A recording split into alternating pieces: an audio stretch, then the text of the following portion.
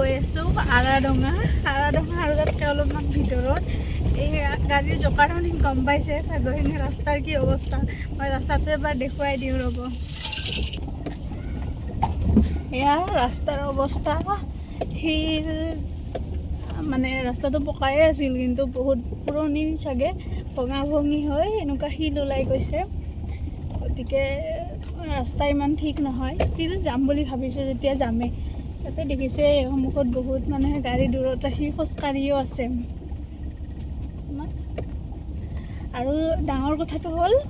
ইয়াতে দেখিছেনে ইমান ডাঙৰ ডাঙৰ তামোলৰ বাৰী কলৰ বাৰী মানে কলৰ বাবেতো বাৰু বকো